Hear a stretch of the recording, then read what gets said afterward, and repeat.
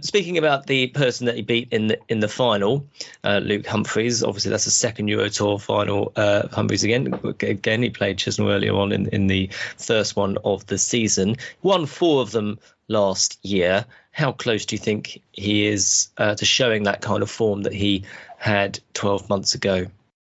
Yeah, I don't think he's far off it. And actually, if you go off of our friends at Darts Oracle, they've got Luke Humphries' average for 2022 for the year as 97.33, and then you go to this year, 2023 so far, and they've got it as 97.70. So according to that metric, he's actually performing a little bit better than he was last year. And as you say, Sunday, that was a repeat of the first Euro Tour final of the year. And afterwards on the show, we spoke about Chizzy, him winning the title. We also spoke about Luke getting to his first final of the season and how important that run was for him after the disappointment of missing out on the Premier League. And I think Luke has handled that disappointment really well. I don't want to go over old ground here, but it was hard to find a predicted Premier League lineup from a darts fan or a pundit on Twitter before the lineup was announced that didn't have Luke Humphries' name in it. But he's responded well to that setback, and he said in his interview on stage after the final at the weekend that he was gutted not to win the title. But 2 finals on the Euro Tour this year, it does feel like he is heading in the right direction again. And it was only a few weeks ago that he had to pull out of a few of these Euro Tour events. I think he had an illness at the time, so he missed a couple of those events. And then he had that 6-1 defeat to Daryl Gurney on the previous Euro Tour weekend. But he's bounced back well. He's got to another final. And looking at the run that he had, it was a tough run because he had to beat 3 major champions in his first 3 games: Ross Smith, Andrew Gilding, Danny Noppert, then Damon Heta as well. And that was a game that neither player played at their best, but he was able to win that 1-7-3. And unfortunately for him in the final, fell short, fell behind early on 4-1, got it back to 6-5, and then Chizzy pulled away again. But had Luke won that final, he would have gone above Rob Cross into number 5 in the world. That would have put him in that provisional spot alongside Michael Smith for the England World Cup team. There is still a few more events to go, 3 more Euro Tours, 2 more Players' Championships before the cut-off. So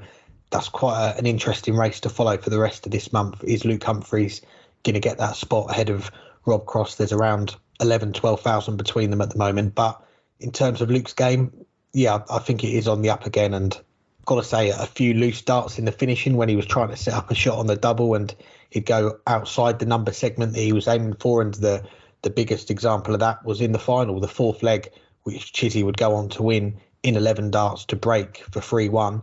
Luke was the first one with a chance. He had a shot at 76, hits the single 5 and wasn't able to rescue the situation with the second dart. So he ended up not getting a shot at a double on that finish. And there were times during the weekend that he was able to salvage that loose first dart, get a treble, get a double to win the leg. But there are only so many times you can do that. And I guess that is nitpicking a little bit. But I think when we see Luke start to play in these tournaments regularly again, as I said, he had that little bit of a break. I think he's going to tighten up on that, and those fine margins, if he can tighten up on those, then yeah, I think he is going to be a contender for those majors again for the rest of this year.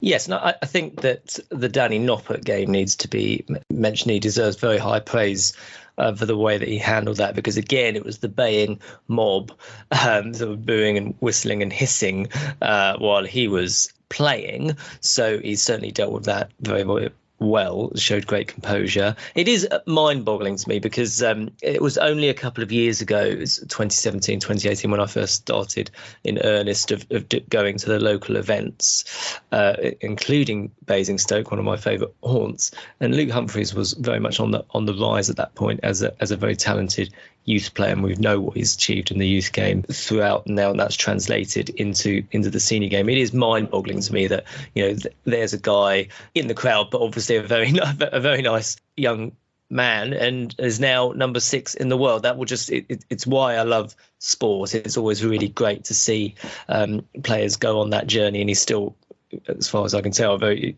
genuine, nice guy with a lot of time for everyone that goes to speak to him. So full credit to him for that. He's ranked 4th in the averages on the floor for this year, and he's had 2 semi-finals from sort of 10 Pro Tours. So that's perhaps not a very big return for someone that's ranked 6th in the world, perhaps, but encouraging signs, as you say, and it'll be interesting to see where he goes from here.